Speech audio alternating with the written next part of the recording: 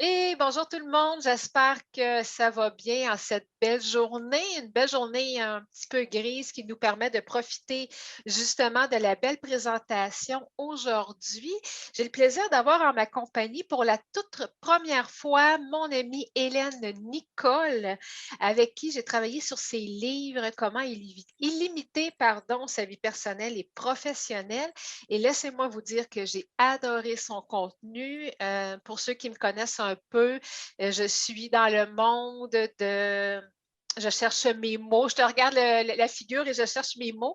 Donc, du développement personnel, puisque Hélène nous amène comme contenu avec ses livres est totalement différent de tout ce que vous avez pu lire jusqu'à maintenant. Donc, Hélène, mais je te laisse te présenter.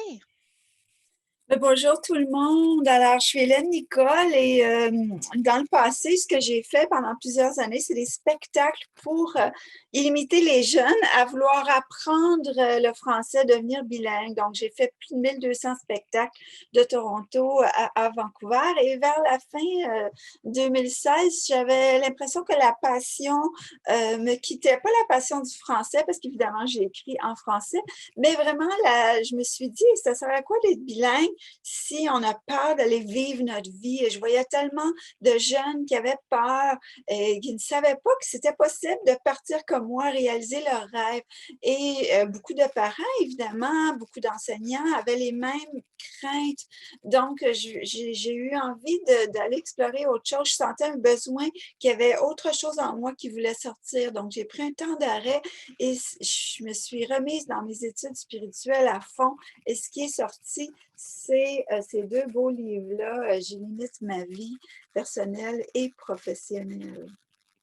Et point de pensée magique avec ce que Hélène nous propose comme contenu. Au contraire, c'est du concret, des aspects de notre vie qu'on a tous à notre portée de main, qu'on prend pour acquis la plupart du temps et qu'on ne pense pas nécessairement, sur lesquels il faut travailler afin justement de s'illimiter et de s'ouvrir aux possibilités. Est-ce que tu pourrais nous dicter peut-être quelques thèmes que tu couvres dans tes livres? Oui, alors dans celui sur la vie personnelle, j'ai deux grandes sections. La première section, c'est J'illimite mon essence. Donc, tout ce qui fait que je suis mon essence. Imaginez une huile essentielle, hein, on va aller chercher vraiment c'est quoi l'essence de cette plante-là. À l'intérieur de nous, il y a vraiment plusieurs essences qui font qui on est. Et mes essentiels, ce que j'ai besoin pour que ces essences-là grandissent, puis prennent toutes comme une belle fleur là, qui vont éclore, puis qu'on peut vraiment tout sentir, sa bonne odeur. Alors, par exemple, je dis, je suis mon océan, j'ai besoin de mes affluents pour m'y limiter. Donc, à l'intérieur de nous, il n'y a pas de limite, on est vraiment un océan. Oui, souvent à l'extérieur, on peut être limité, mais dans notre cœur, dans notre tête, il n'y a pas vraiment de limite à ce qu'on peut être. Donc, on peut limiter ça. Je suis ma quête. J'ai toujours adoré la chanson La quête et je suis vraiment toujours une personne en quête. Une autre de mes choses, c'est je suis ma douceur. Alors, j'ai besoin d'accepter tout ce qui est pour me limiter avec, donc vraiment de faire grandir ma douceur. Je suis ma hauteur, j'ai besoin de perspective pour me limiter. Alors, j'ai 15 aspects comme ça de moi. Par exemple, je suis mes passions, je suis ma sensualité. Et de quoi j'ai besoin pour que ces essences-là puissent grandir en moi et prendre toute leur place puis leur saveur. Et je me souviens que tu parlais aussi d'illimiter sa bonté, d'illimiter peut-être un petit peu plus concret, illimiter quels aspects de notre vie qui est possible? Ben ensuite, dans la deuxième section, j'ai limité ma valeur intérieure. Alors, j'ai limité la paix, la beauté par l'évolution de mes pensées. Par exemple, souvent quand la peur me prend, puis c'est chaque jour à certains moments, là, je vais aller dans le jugement. Alors, c'est pas des très belles pensées, Mmh. ces choses-là. Donc, je peux vraiment limiter la beauté en faisant évoluer mes pensées un peu plus positivement. J'élimite ce qui fait battre mon cœur. Donc, vraiment d'aller plus souvent dans mes passions. Souvent, Mmh. je vais être un peu dans une espèce d'anorexie où ce qui me rend le plus heureuse, je ne vais pas prendre le temps de réserver ce temps-là dans ma semaine pour le faire. Faire une peinture, aller jouer de la musique juste pour mon plaisir, aller voir un film, aller dans une artist date, c'est-à-dire m'amener au musée, m'amener voir le show de quelqu'un d'autre pour vraiment m'inspirer. Mais souvent, je vais être dans une anorexie. Je limite la qualité, donc aller beaucoup plus vers l'essentiel que vers la quantité. Quand je vais manger quelque chose qui va vraiment me nourrir à tout point de vue, visuellement, sensuellement, pas seulement juste me nourrir, remplir un trou de faim, mais aller vraiment nourrir tout mon être, pas juste mon estomac. Limiter ma bonne volonté. J'aime Souvent, ça. ça me tente pas. Il y a des choses que je dois faire, pas que je dois faire, que je veux faire pour accomplir certaines choses ou pour être la personne que je vise d'être et que ça ne me tente pas, tu sais. Faire la comptabilité, faire le suivi administratif, faire des appels, on dit des cold calls, Je tu sais, aller comprends. vraiment pour dire au monde, hey, regardez, je suis ici, j'ai un livre, voulez-vous l'acheter? J'aime pas ça. Mais bon, il faut que je limite ma bonne volonté.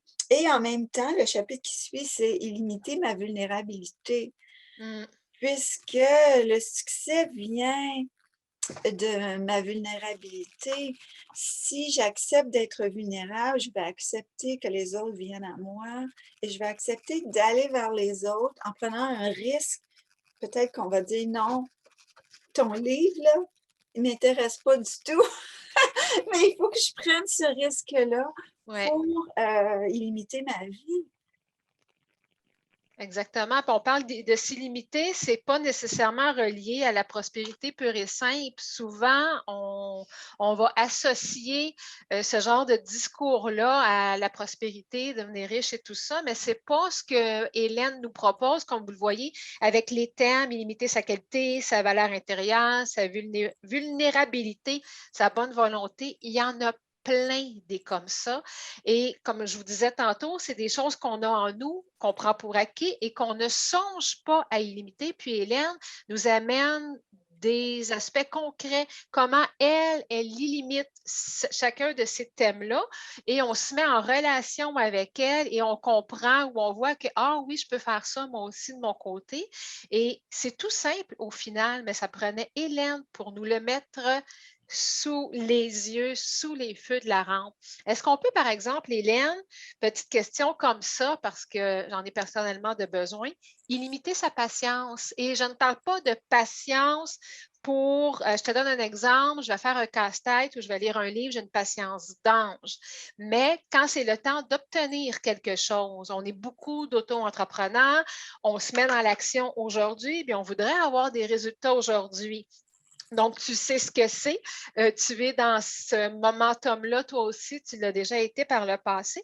Comment on peut limiter sa patience? Puis ça, ce n'est pas un manque de confiance, au contraire. Mais de dire, OK, je fais beaucoup, beaucoup d'actions, mais ça se peut que les résultats arrivent la semaine prochaine, dans un mois, dans 2 mois, on ne sait pas. Comment qu'on limite sa patience? Je dirais en rendant grâce pour le processus. Il y a vraiment un processus dans atteindre n'importe quel but et de commencer à vraiment apprécier le processus. Parce qu'un coup rendu là, c'est comme plate. Hey, ça nous prend un autre objectif. Donc, si on court tout le long, puis on est impatient tout le long, puis on n'apprécie pas le petit chemin chaque jour pour se rendre là, les petites choses. Comme aujourd'hui, dans ma méditation, je me suis dit, je suis fière de toi, tu as progressé. Mais là, je dis, ben, qu'est-ce que tu veux dire, tu as progressé? J'ai vendu seulement 3 livres. Alors, tu sais, pour moi qui veux devenir une best-seller, l'objectif de vendre 3000 livres, je suis très loin. Hein. Je pense que je suis à 1% Ah, probablement avec mes 3 tu livres vois de le 3 de tes chiffres, tu as le 3. c'est ça, j'ai le 3. Mais j'ai fait toute la liste de mon progrès. Maintenant, on regarde, tu es en train d'apprendre une app de prise de notes, d'ailleurs, que Christiane m'a suggéré, Evernote. Là, tu es en train d'apprendre à planifier t'as mis telle fille, t'as organisé telle campagne de presse, t'as organisé ci, Mm. donc t'as mis plein de trucs en place pour atteindre ton but. Et ça, c'est vraiment l'appréciation des petits pas. Donc, quand on est impatient, c'est qu'on perd de vue le chemin qu'on a parcouru et qu'on est en train de faire aujourd'hui. On n'apprécie pas nos petits pas ou les petits pas des autres. On aurait voulu que les autres soient plus loin qu'ils sont Ouais, en ce moment. Alors, c'est un manque d'appréciation pour ce qui est là, ce qui existe, et on veut quelque chose qui n'est pas là. Alors, on n'est pas dans le moment présent du tout, du tout. Donc, c'est c'est vrai. vraiment, pour apprendre la patience, c'est de dire, puis on rit souvent dans mon programme spirituel, parce qu'on dit, ne prie pas pour être patient, on va te faire attendre. OK, je vais cesser de vouloir être patiente, parce que je vais attendre encore plus. C'est ça que tu me dis, là. Oui, oui, oui, oui. OK, OK, excellent. Apprendre à être précis, on va te faire attendre.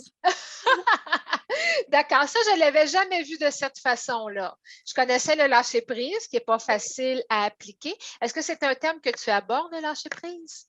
Ça m'a pris beaucoup de temps à comprendre ça, lâcher prise. Bien, lâcher prise, je me disais, vous autres, vous n'avez pas d'objectif peut-être ou pas de plan pour votre vie. Vous pouvez bien lâcher prise d'espoir. Moi, j'imaginais lâcher prise, là. Je suis assise sur mon sofa avec mon remote, puis je ne m'occupe plus de rien.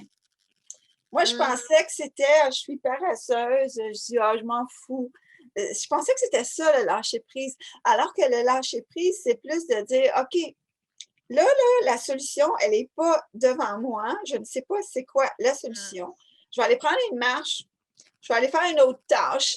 Je vais aller, tu sais, comme donner de la bouffe à mon chien. Je vais aller prendre une sieste. C'est pas que j'abandonne le combat, c'est que je prends une pause. Puis là, je vais aller me rafraîchir les idées.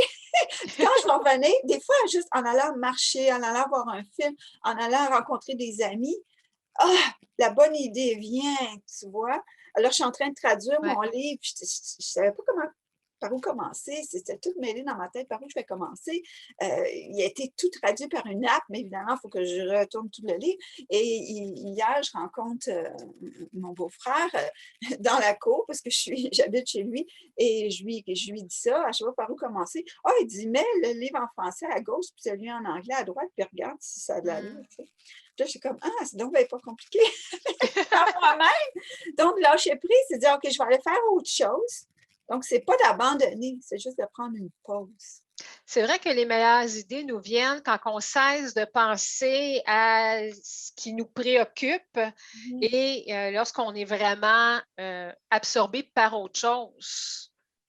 Oui, ou souvent, j'avais une phrase sur mon ordi qui s'est décollée, là, qui disait comment me joindre à un pouvoir plus grand que moi. Et souvent c'est toi, souvent c'est ma C'est soeur. gentil. Tu sais, deux têtes valent mieux qu'une. Ben, Ouais. lâcher prise, c'est souvent d'arrêter de résoudre le truc par moi-même, puis d'aller demander de l'aide aux autres ou des suggestions ou de le faire en équipe. Oui, Faire en équipe, là, quand tu as deux cerveaux qui brainstorment, je fais souvent des brainstorms de 3-4 personnes, moi, sur Zoom, pour dire, hey, voici mon problème, venez m'aider à amener du jus. Puis, à force de me faire poser des questions, souvent, j'arrive à la réponse par tous les petits indices que le monde m'ont donnés. tout à fait, qui sont là justement pour te donner des pistes pour avancer. Oui, puis une grande façon de s'y limiter, c'est d'aller vers les autres. Ben, reviens à cet exemple que tu parlais au tout début. Tu es un océan, tu as besoin de tes affluents. C'est un bel exemple, ça, d'aller vers les autres, de prendre ce que les, pas prendre, mais de travailler avec les autres, justement. Là, je me répète un peu, là. Oui, Pourrais-tu dans mon livre, m'expliquer? Oui, il y a les deux livres, hein, la version personnelle et professionnelle. Et bon, je les ai réécrits, là. Christiane a tout lu j'en mes affaires. témoigne. Et puis, finalement, la version, je limite ma vie professionnelle est celle qui a été, qui est ressortie la plus, je dirais, gagnante. Et là, je me suis dit, wow, je vais écrire la version personnelle sur ce modèle-là. Alors, dans la version professionnelle, là, j'étais l'affluent, le go-getter. Je vais aller, tu sais, j'ai le défi, puis là, je vais aller, tu sais, tirer, puis gna, gna, gna, gna, puis je vais ramer mon bateau, puis je vais prendre toutes les actions.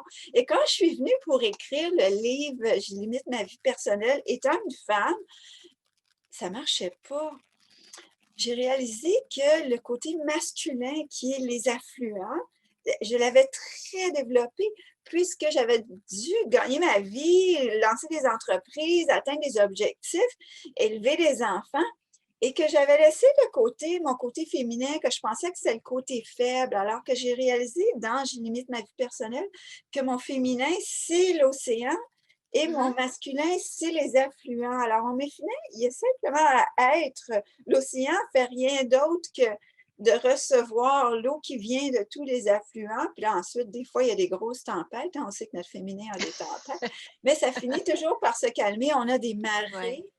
Et là, j'ai beaucoup plus exploré mon immensité dans Je limite ma vie personnelle, euh, mon infini. Dans notre féminin, il n'y a vraiment pas de limite.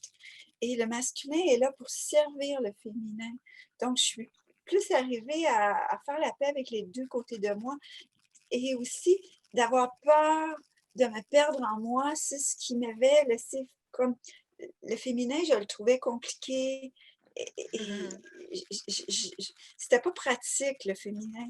Donc j'ai laissé beaucoup ça de côté dans ma vie, mais je me suis très, très limitée en faisant ça et je me suis redécouverte en écrivant ce livre-là, J'y limite ma vie personnelle, que j'ai finalement créé d'une autre manière que le livre, J'y limite ma vie professionnelle.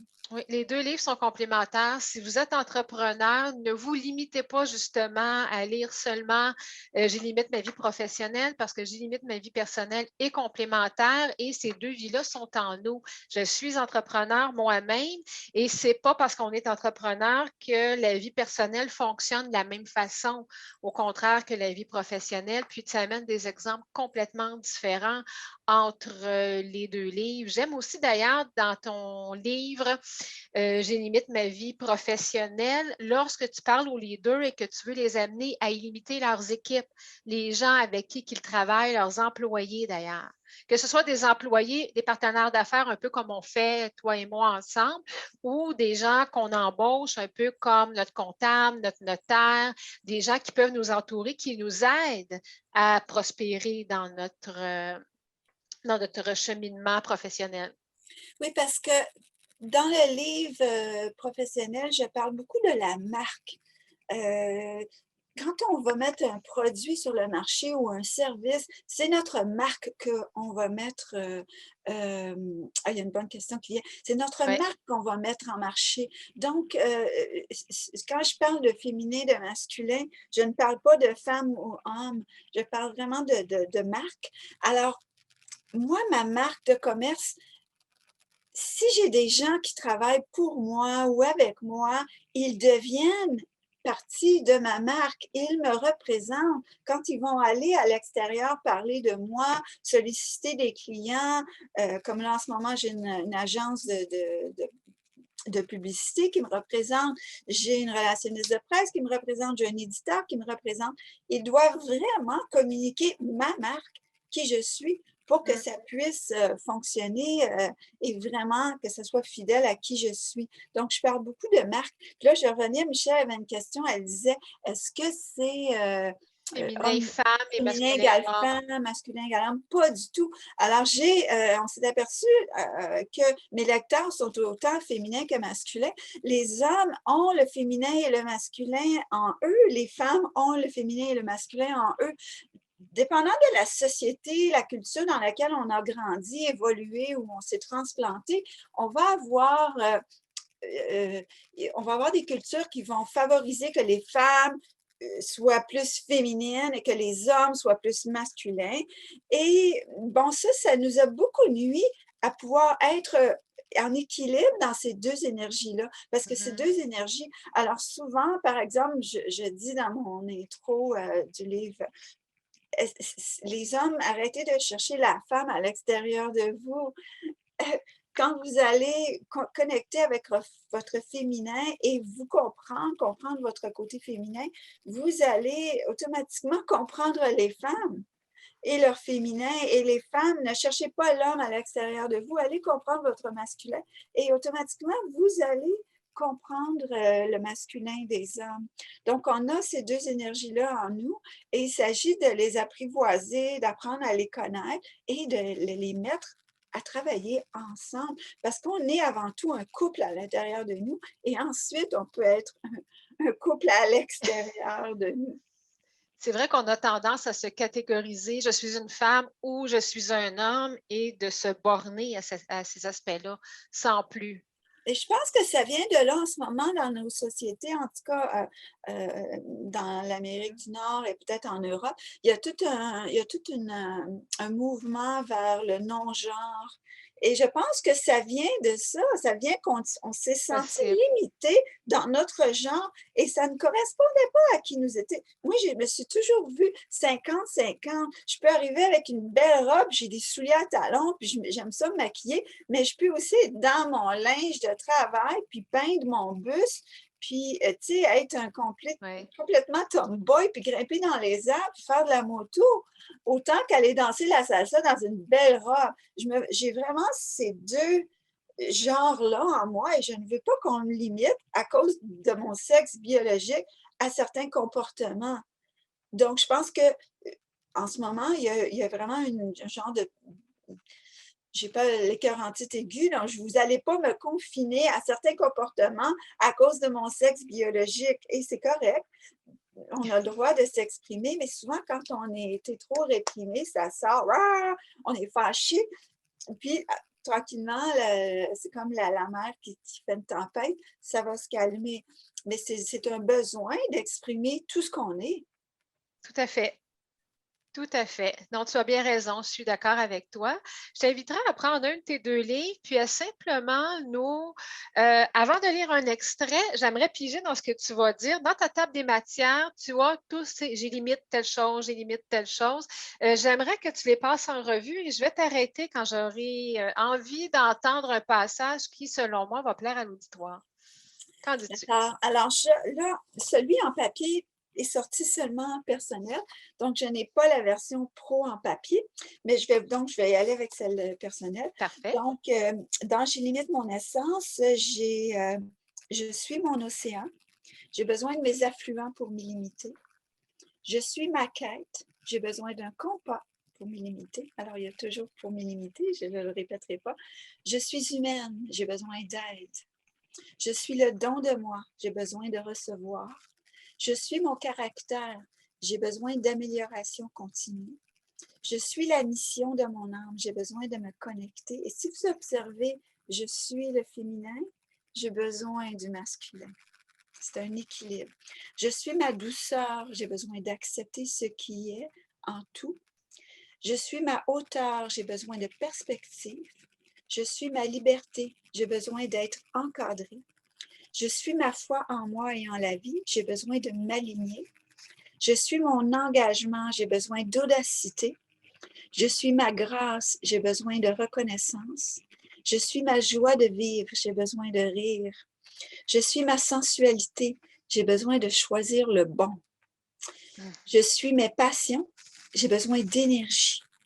Et dans la deuxième section, où là, je vais limiter ma valeur intérieure plutôt que mon essence, j'y limite ma paix intérieure. J'y limite la beauté, on en a parlé tantôt. J'y limite mon attention dans la bonne direction. J'y Ça, j'aime limite, ça. oui. C'est que je suis une personne qui a, moi, je n'accepte pas qu'on me dise que j'ai le déficit d'attention. Parce que moi, je trouve que au contraire, ce serait quoi le contraire de déficit? J'ai une extraordinaire attention. Moi, là, c'est comme un radar tout le temps. Là. On sait, un radar, là, moi, j'ai l'attention là, comme le radar. Là, je suis tout le temps, je porte attention à des centaines de milliers de trucs. Totalement, ça peut être dans 50 millions de différents aspects d'environnement. Je ne suis vraiment pas limitée. Moi, je suis passionnée de peinture, passionnée de musique. Moi, je suis passionnée de tout. Je suis intéressée à tout. Je vais seulement aller en profondeur quand je vais avoir une passion. Donc, on dit que j'ai le déficit d'attention, mais et j'ai travaillé avec des enfants qu'on avait catégorisés en déficit d'attention. Pas du tout. Ils avaient un focus extraordinaire quand ils étaient passionnés. Je Et je comprends. pense que lorsqu'on suit notre passion, on n'a plus aucun déficit d'attention. Donc, moi, je dis que j'ai un don de l'attention.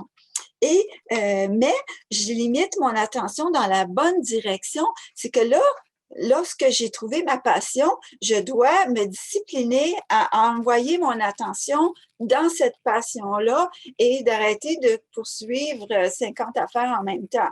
J'ai réalisé que dans ma vie personnelle et professionnelle, je ne peux pas avoir plus que 3 grandes passions. Habituellement, je rénove quelque chose. En ce Oui. moment-là, en ce moment ici, je rénove mon bus dans lequel je vais vivre. Je fais la promotion de mon livre et je traduis le livre. J'ai 3 affaires en route. Et si j'ai plus que 3 trucs, je ne peux pas le faire moi-même. Il faut que je les délègue. C'est pas possible. Sinon, je deviens inefficace dans tout. Mhm. Donc, il faut vraiment toujours. Mais j'ai une tendance, vu que j'ai le radar large, et ma sœur Michel a passé sa vie à me ramener à bon port parce que je pars. Ou s'il y a une tâche trop difficile, je vais aller voir ailleurs. Oui, on a Donc, tous tendance à faire ça, effectivement. J'aimerais que tu lises un extrait, s'il te plaît, de J'ai besoin de liberté, je dois être encadré.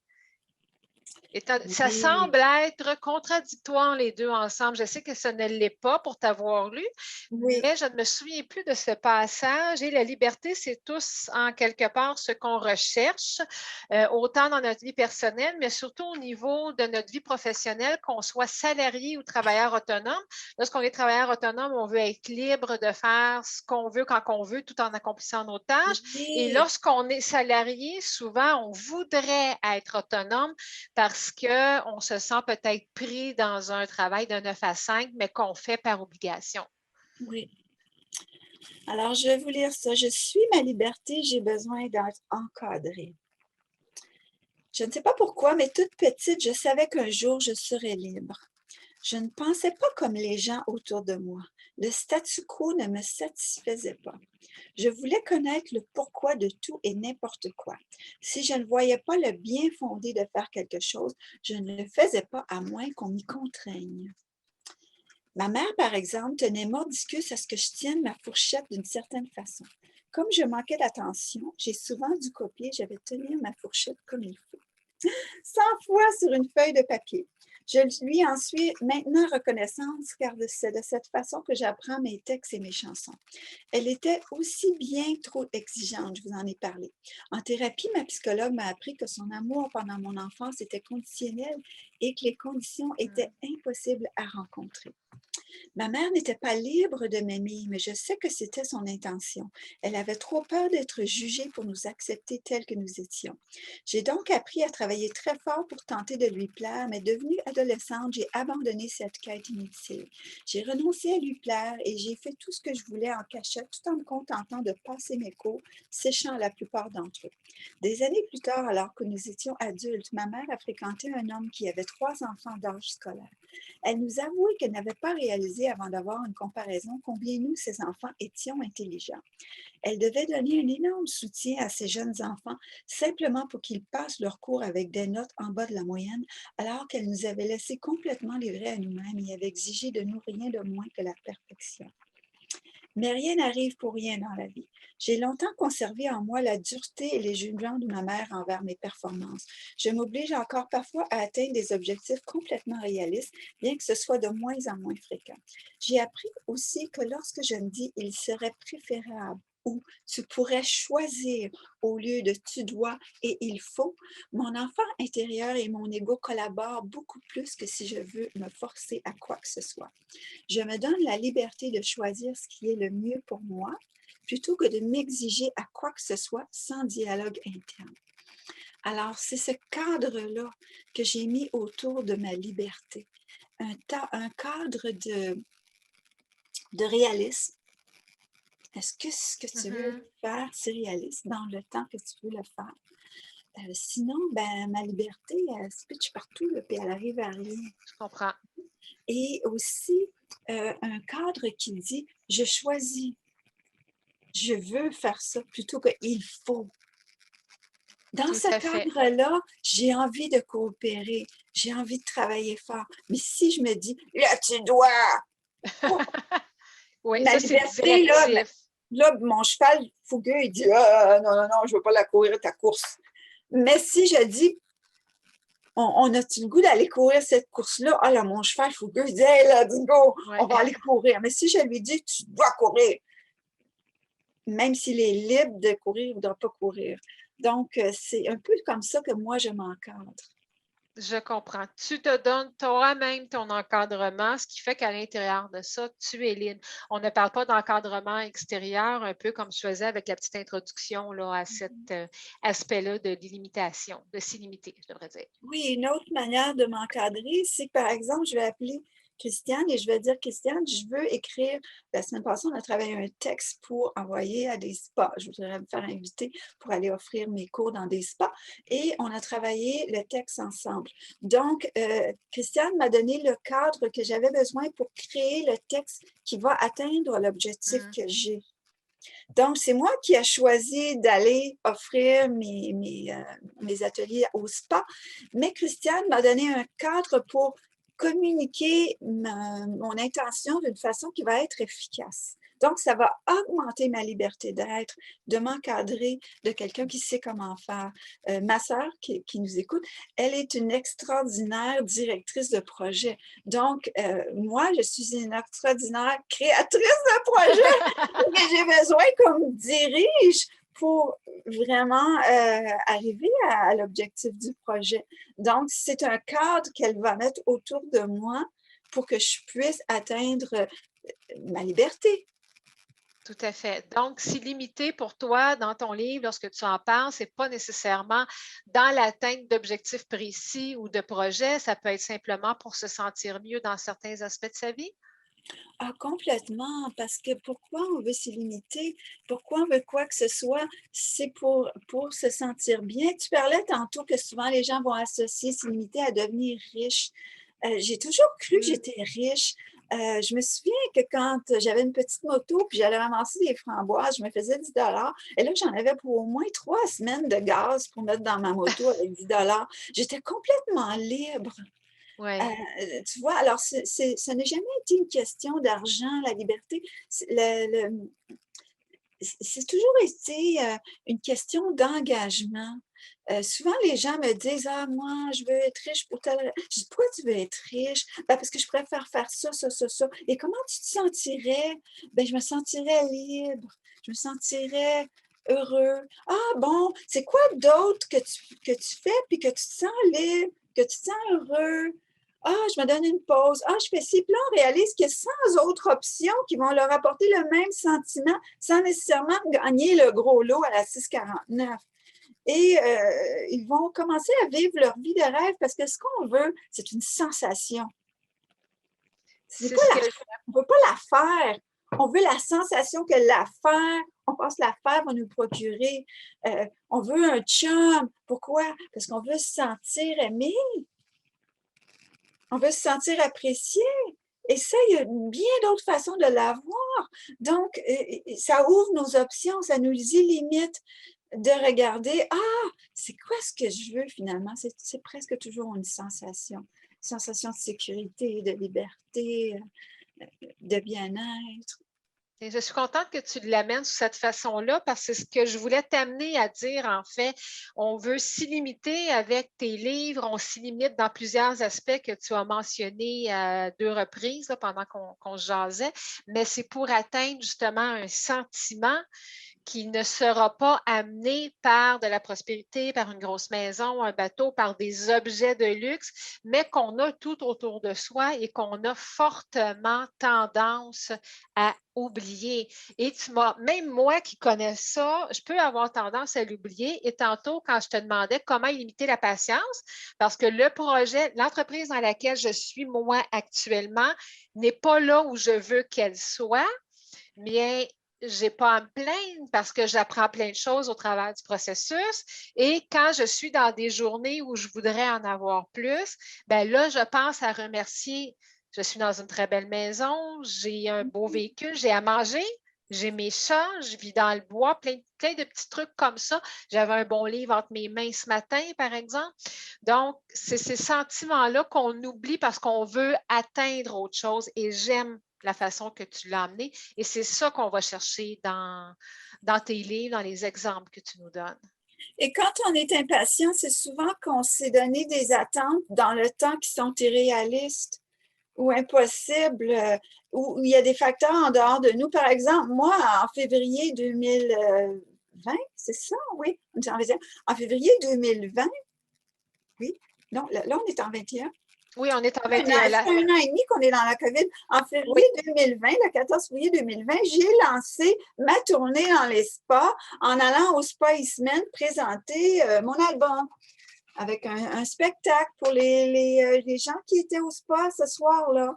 Et là, j'étais partie pour la gloire. C'était mon premier spectacle dans un spa et j'allais faire ça chaque mois. Et bang, la COVID est arrivée. Et ça a été la fin. Je n'ai pas fait d'autres spectacles sauf sur Zoom dans les spas. Donc, mes attentes, oui, mes attentes étaient réalistes, mais la vie est arrivée. Et la vie arrive comme une tempête arrive, on ne peut pas prévoir tout. Alors, tu sais, si on est impatient, c'est souvent qu'on n'a pas tenu compte que la vie va arriver, mettre des bâtons dans les roues, et ce n'est pas de notre faute. Et pendant qu'on a des bâtons dans les roues, ben, on va aller peut-être aiguiser nos outils. Alors moi, pendant ce temps-là, je me suis mise à écrire, puis à écrire, puis à écrire. Et là, j'ai 2 nouveaux livres. Donc, on ne sait pas nécessairement ce que la vie va nous arriver. Donc, il y a soit qu'on s'en est demandé trop vite, ou on n'a pas tenu compte qu'il y a des facteurs à l'extérieur. externe.